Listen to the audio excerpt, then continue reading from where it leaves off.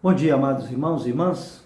Nossa gratidão pela sua companhia todas as segundas, quartas e sextas, ouvindo e assistindo Cartas de Deus. Hoje quero compartilhar com os meus amados irmãos e irmãs sobre o seguinte tema: me unindo a Deus para assumir o comando da minha própria vida. A base para definir esse tema encontra-se em 1 Coríntios, capítulo 13, versículo 11. Paulo dizia assim para os irmãos da igreja de Corinto: quando eu era menino, falava como menino, sentia como menino, pensava como menino. Quando cheguei a ser homem, desisti das coisas que são próprias de menino. Para entender esse versículo, nós precisamos entender o contexto que ele está inserido. O assunto que levou Paulo a chamar os irmãos da igreja de crianças, no que diz respeito à espiritualidade dessa igreja, o assunto que ele vinha discorrendo para chegar a essa conclusão, que eles eram meninos nas coisas espirituais, era sobre os dons espirituais que Paulo estava ministrando para a igreja de Corinto através dessa epístola. Você encontra esse contexto no capítulo 12, 13 e 14 de 1 Coríntios. São 3 capítulos, Paulo falando para a igreja de Corinto sobre os dons espirituais. Então, no versículo que nós acabamos de ler, Paulo considera os irmãos da igreja de Corinto altamente crianças no que diz respeito aos dons espirituais. A igreja tinha todos os dons, não sabia como usar os dons espirituais. Nós aprendemos logo de antemão que os carismas, os dons do Espírito, não dão legitimidade à espiritualidade da igreja. O que dá legitimidade à espiritualidade da igreja é o fruto do Espírito, né? Amor, alegria, paz, mansidão, longanimidade, domínio próprio. A igreja de Corinto é a igreja que tinha todos os dons espirituais sem espiritualidade. Por quê? Se você pega os 15 capítulos da primeira epístola de Paulo aos Coríntios e vai fazendo uma leitura desses capítulos, vamos encontrar aí uma série de problemas que a igreja de Corinto tinha e que tirava o nível de espiritualidade da própria igreja.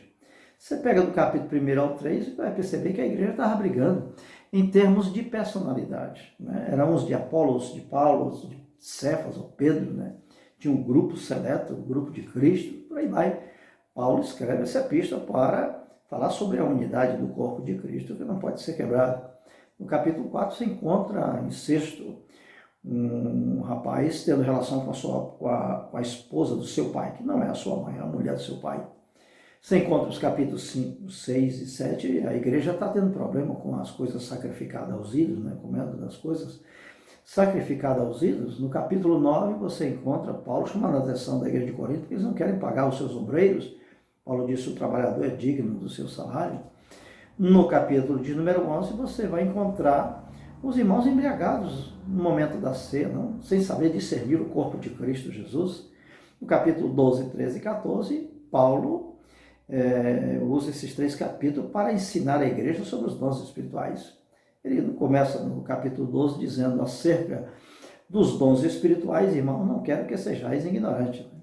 Paulo reserva o capítulo 14 inteiro só para falar sobre o dom de línguas, que era um dos dons que estava criando um grande problema na igreja. O pessoal não sabia fazer uso do dom de língua, né? Como hoje muitas igrejas ainda não aprenderam com o apóstolo Paulo falar as línguas na igreja, né? Então Paulo, através dessa leitura que acabamos de saber, nos chama à maturidade, né?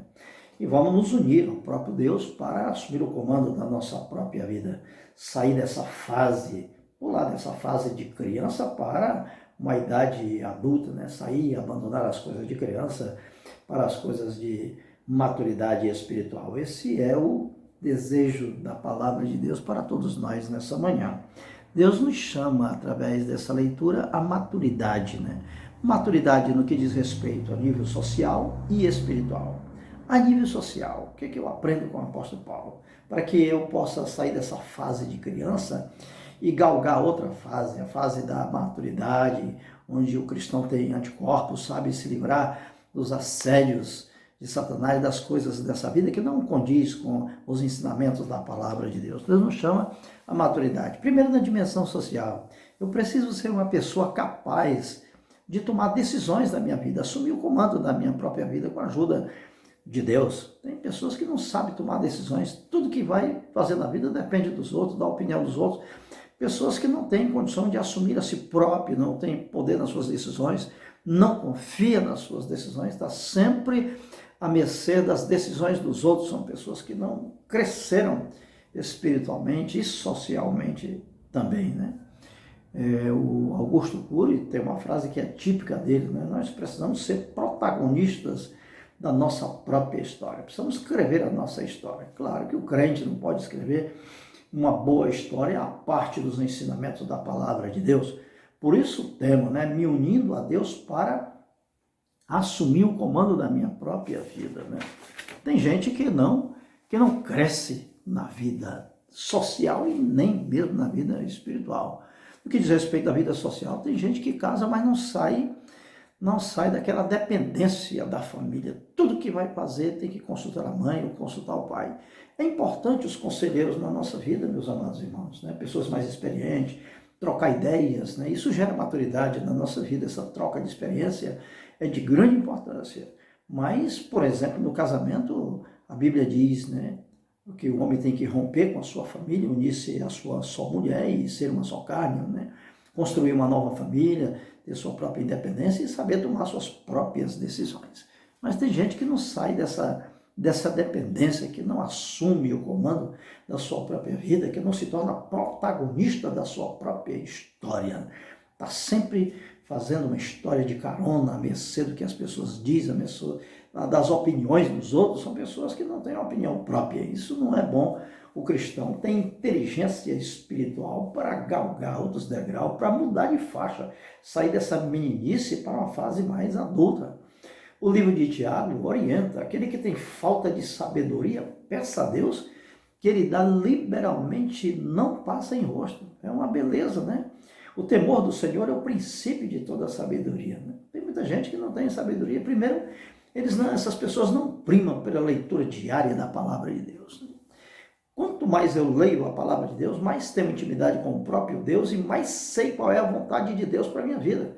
Tem pessoas que não são, uma boa parte dos cristãos não são assim, leitores assíduos da palavra de Deus. Eu só consigo ser um bom cristão, assumir o comando da minha própria vida, quando eu sou orientado pela própria palavra, que eu conheço através dessa leitura diária, devocional, nesse confronto com a palavra diariamente. Quando eu oro, falo com Deus, mas quando eu leio a Bíblia, Deus fala comigo, né? Então isso é de grande importância para adquirir maturidade.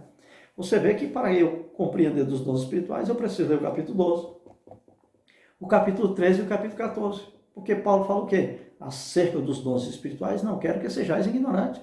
Quer dizer, a ignorância da igreja a respeito dos dons espirituais é não ler o capítulo 12, não ler o capítulo 13, nem ler o capítulo 14. Paulo explica detalhadamente sobre o uso dos dons espirituais. E aproveitando isso, o texto que fala sobre pessoas que são crianças no Evangelho, crianças na vida espiritual, é que surgiu o tema, né? Me unindo a Deus para assumir o comando da minha própria vida. No que diz respeito à vida espiritual, tem muitos crentes imaturos que são verdadeiras crianças no Evangelho. Não sai do leite espiritual, não aguenta uma comida mais sólida, doutrina mais profundas acerca das coisas concernentes ao reino de Deus. Cristãos que são verdadeiros crentes imaturos, pessoas que escandalizam fácil dentro da igreja, né? Tem crente que muda mais de igreja do que muda nas suas próprias vestimentas, que muda de roupa todos os dias, né? Vive de igreja em igreja, por quê? Porque eles se escandalizam com as coisas da vida, se escandalizam com os pecados, os erros dos outros dentro da igreja. Ele tem um cristianismo circunstancial, é um cristianismo de carona, onde ele se firma no testemunho dos outros. O crente foi chamado para ser discípulo de Jesus e ter como referencial o próprio Cristo, né? O livro de Hebreus fala no capítulo 12, olhando para o autor e consumador da vossa fé, nós precisamos ter uma vida pautada no estilo de Jesus, procurar viver uma vida de maturidade respaldada pelos princípios do Evangelho, buscar essa maturidade lendo a Bíblia diariamente, frequentando a igreja para ter momento de expressões importantes do que diz respeito à comunhão, louvor, adoração. Nós aprendemos demais na igreja, através dos sermões, através da comunhão com os irmãos ali no corpo de Cristo Jesus, que é a igreja local. Tudo isso faz parte desse currículo para atingirmos a maturidade e assumirmos o comando da nossa própria vida, nos unindo ao próprio Deus, através da sua palavra, através da oração. Nós devemos caminhar.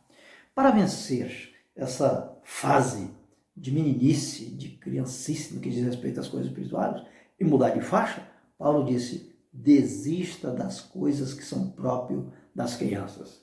Eu preciso mudar de faixa, sair dessa fase de criança, da infância, da adolescência, para chegar à fase de mais maturidade espiritual. Paulo, falando para os hebreus, disse: eu esperava que vocês já tivessem chegado ao nível de mestres, mas vocês não saem da teologia da mamadeira, né? Não saem desse leite espiritual. Vocês precisam galgar algo mais grandioso no que diz respeito ao conhecimento de Deus e suas doutrinas. Uma das coisas grandes que nós precisamos pontuar na vida espiritual, se queremos crescer e ter maturidade, é investir em relacionamento. O maior investimento que o ser humano pode fazer é em relacionamentos. Todos os dias eu preciso fazer ajustes nos meus relacionamentos, fazer algumas perguntas que são próprias de um crente maduro na fé, né? Como está o meu relacionamento com Deus? Tenho vida de oração, de leitura da palavra, de comunhão? Tenho meus momentos devocionais a sós com Deus? Como é que está o meu relacionamento a nível conjugal, com a minha esposa, a nível familiar, com meus filhos, com minha esposa, né? Desse ambiente de família? Como está o meu relacionamento com o trabalho?